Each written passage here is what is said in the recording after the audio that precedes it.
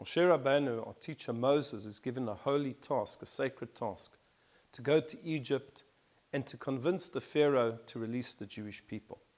He is assisted by his brother Aaron, Halevi. They come to Egypt, they have an audience before Pharaoh, and they say to Pharaoh, let our people go. Allow us to go out into the wilderness and serve our God.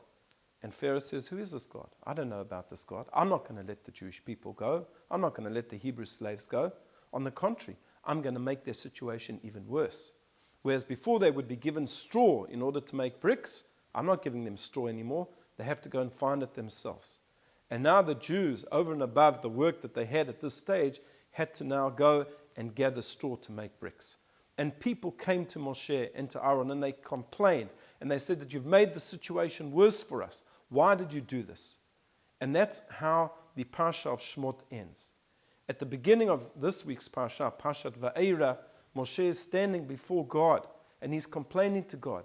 Ever since I've come, things have just gotten worse. And you said to me, you gave me the task to take the Jewish people out. You said that you would assist me. Things have just gotten worse. And Hashem promises him, he says, don't worry, you're about to see incredible miracles. They're going to be 10 plagues. And you can take my word for it that I am going to redeem the Jewish people. And he uses the 4 expressions of redemption. Ga'alti, I'm going to save you. Lakachti, I'm going to take you. Hitzalti, I'm going to redeem you. This is going to happen.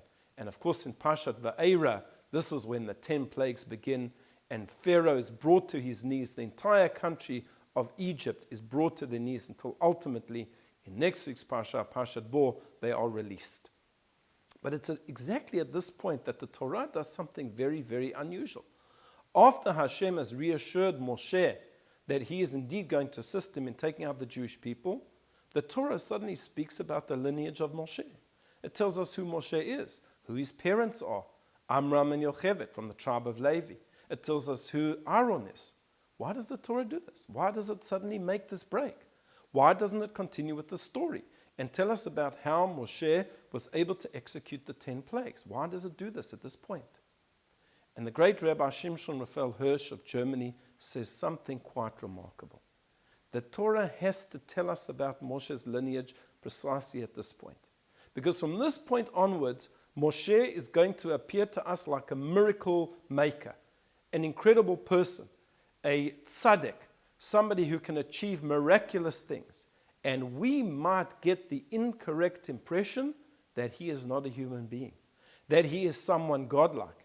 And indeed, in other religions, there are human beings that have been lifted up to the level of deities. And therefore, the Torah, before Moshe executes even the first plague, tells us, this is Moshe. He is born of man. He has a father. He has a mother. He has cousins. He has a brother. People in Egypt knew exactly who Moshe was. He wasn't some supernatural person. Yes, he was a great person. Yes, his tribe of Levi was selected, but he is a human being. And therefore, just before he begins his incredible mission of taking out the Jewish people, we are reminded that Moshe is basar vadam. He is flesh and blood. He is, it's true, described as Isha Elokim, a man of God, but he is a human being. And in our religion, we do not put any person on a pedestal, even Moshe. The Torah in no place says, emulate this man, emulate that man. On the contrary, it tells us, V'alachta b'drachav, walk in the ways of God. Only God is infallible, no human being whatsoever. And even our great leader Moshe made mistakes. And therefore, before we begin this incredible story of the miraculous deliverance of the Jewish people from Egypt by Moshe, we have to know that as great as Moshe was, he was nevertheless a man. And therefore the Torah shares with us his great lineage. I wish you a Shabbat Shalom.